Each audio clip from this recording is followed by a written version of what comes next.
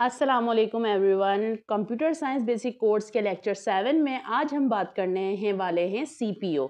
CPU क्या होता है, इसमें कौन कौन सी जो है हमें रिक्वायरमेंट होती है, एआई टूल्स को यूज़ करने के लिए कौन से सीपीयू की हमें रिक्वायरमेंट होता है। सबसे पहले हम एब्रिविएशन की बात कर लें। सीपीयू का फुल फॉर्म है सेंट्रल प्रोसेसिंग यूनिट, यानी जिस तरह से इंसान कोई भी उनको प्रॉब्लम होती है, कोई भी सोल्यूशन के लिए पहले उस चीज़ को एनालाइज करता है, समझता है, फिर हमें उसका आउटपुट, हमारा जो इंसानों का जो बायोलॉजिकल हमारा ब्रेन है वो इस तरह से जो है आउटपुट प्रोवाइड करता है। इसी तरह से अगर मैं मशीन की बात कर लूँ, जस्ट लाइक कंप्यूटर यानी सीपीयू की प्रोसेसर की बात करूँ, इसी तरह से वो चीज़ों को समझता है, एनालाइज करता है, फिर जाके वो हमें आउटपुट देता है। यानी कंप्यूटर जो होता है, जो सीपीयू होता है, सिमिलर टू ब्रेन ह्यूमन, यानी किस तरह से वो ब्रेन की तरह काम करता है, इंसानों के ह्यूमन की तरह काम करता है। अब अगर हम डिफरेंशिएट कर लें, देखिए इंसानी दिमाग यानी ह्यूमन ब्रेन है वो एक वक्त में कितनी ज़्यादा जो है मल्टीटास्किंग चीज़ें नहीं कर सकता,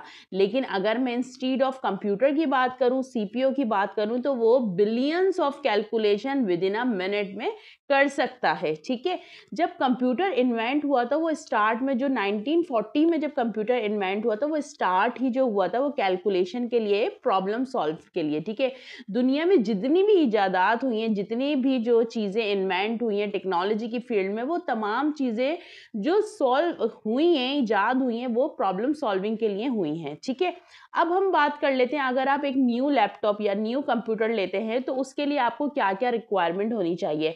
अगर मैं बात करूं 2025 के एआई पर्सपेक्टिव से, तो चैट जीपीटी, जिस तरह से सीरी है, जिस तरह से जेमिनाई है, और डिफरेंट एआई टूल्स को यूज़ करने के लिए आपका जो है सीपीयू वो थोड़ा हैवी होना चाहिए।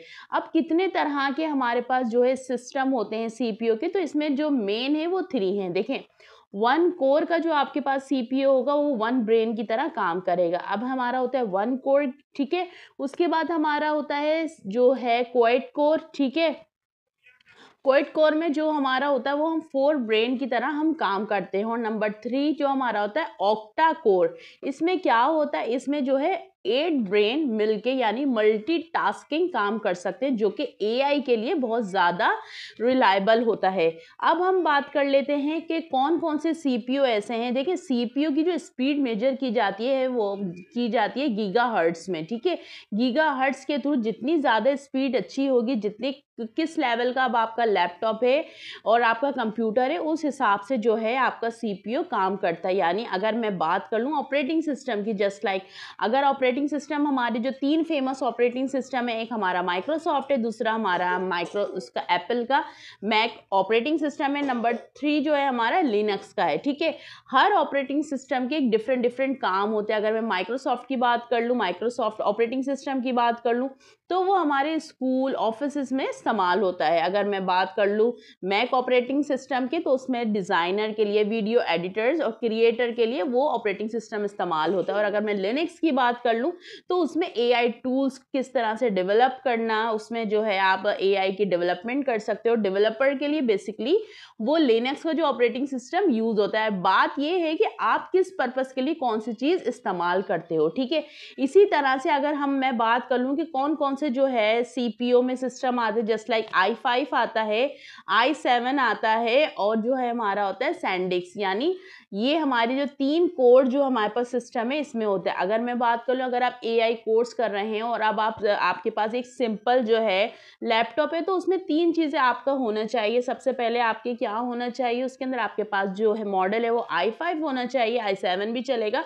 मैं यहाँ पर मिनिमम जो है लेवल की बात कर रही हूँ। आपके पास i5 होना चाहिए, आपके पास 8 या फिर 16 जीबी रैम होना चाहिए। 8 जीबी रैम है तो भी वो चल जाएगी। इसके बाद आपके पास एसएसडी कार्ड होना चाहिए, वो 128 जीबी भी हो सकता है और इससे ज़्यादा भी हो सकता है। तो इन 3 चीज़ों का जो मजमूआ है, आप आसानी से अपना एआई का करियर इसमें स्टार्ट कर सकते हो।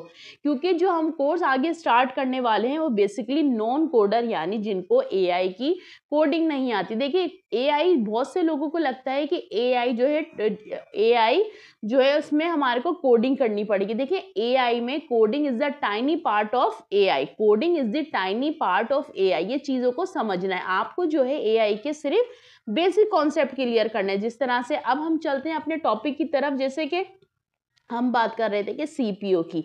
इसी तरह से जैसे एआई टूल्स आ गए हैं तो इसमें आपको ज़्यादा जो है चीज़ें रिक्वायरमेंट होती हैं। आपको प्रोसेसर अच्छा चाहिए होता है, ठीक है, आपके पास एसएसडी कार्ड रिक्वायरमेंट होना चाहिए, ठीक है, और आपके पास जो है 16 जीबी रैम होना चाहिए आसानी से, जो है जिसमें आप अपने जो है थोड़ा टाइनी सा और ट्विकिंग आप जो है अपने कोड में कर सकते हो, क्योंकि जितनी भी एआई की जो डेवलपमेंट होगी हम आगे चल के माइक्रोसॉफ्ट अयोर में हम जो है अपना मशीन लर्निंग के थ्रू हम अपने मॉडल ट्रेन करेंगे।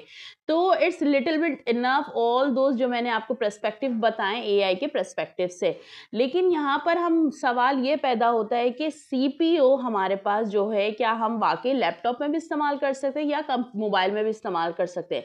लेकिन जो मैं आपको रिकमेंड करूँगी, आपके पास अगर जो है लैपटॉप है और इसमें तमाम चीज़ें आपके पास मौजूद है तो इनफ है, आपको ज़रूरी नहीं है आप हैवी जो है लैपटॉप या फिर कंप्यूटर आप मज़ीद बाय करो। लेकिन हाँ, जो बहुत सारे स्टूडेंट्स हैं वो ये सवाल करते हैं कि मैम क्या हम इस चीज़ को अपने मोबाइल में कर सकते हो? तो देखिए, मोबाइल में क्या होता है कि जिस तरह से ऐप्स होती हैं, मोबाइल एप्लीकेशन में बहुत सारे फंक्शंस जो है हमें नहीं मिल रहे होते हैं। इंस्टीड ऑफ जो हमारे को वेब ब्राउज़र में हमारे को बहुत सारे ऑप्शन मिल जाते हैं। तो मैं आपको यही रिकमेंड करूँगी, आप छोटी सी इन्वेस्टमेंट करें, ठीक है, आप जो है उस कम पैसों का 30 से 35 हज़ार तक का आपका जो है लैपटॉप आ जाएगा अगर आपके पास लैपटॉप नहीं है।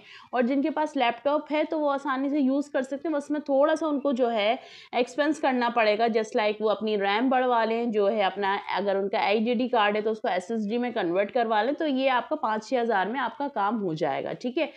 तो अब बात कर लेते हैं एआई के पर्सपेक्टिव से। देखें, एआई की जब हम डेवलपमेंट की बात करते हैं तो उसके लिए हमारे को एक अच्छा, आप सबको ये होगा कि एआई हम कोर्स करें तो हमारे पास एक अच्छा लैपटॉप, एक अच्छा हमारे पास कंप्यूटर होना चाहिए, जबकि ऐसा कुछ नहीं है, ठीक है। अगर आपके पास सिंपल सा कंप्यूटर है, सिंपल सा लैपटॉप है, ये तमाम चीज़ें, तो भी आप एआई सीख सकते हो।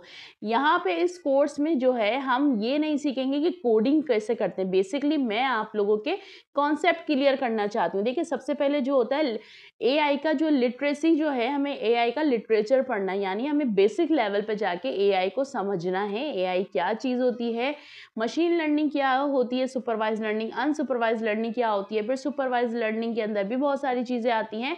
तो स्टेप बाय स्टेप हम चीज़ें समझेंगे, सीखेंगे। हमें बेसिकली बेसिक कॉन्सेप्ट एआई के क्लियर करने हैं। आर्टिफिशियल इंटेलिजेंस को किस तरह से हम अपनी ज़िंदगी में आसानी से यूज़ कर सकते हैं और हम अपनी जो ज़िंदगी में इन चीज़ों को यूज़ कर सकते हैं। तो अगर वीडियो पसंद आई तो वीडियो को लाइक करना नहीं भूलना। कमेंट्स में मुझे बताना कि आपके जो लैपटॉप में कितनी जीबी है, कितनी रैम है। तो ये तमाम चीज़ें आप मुझे लाजमी कमेंट सेक्शन में बताइएगा। जब तक के लिए कीप लर्निंग, कीप ग्रोइंग, अपना ख्याल रखिएगा। अल्लाह हाफ़िज़।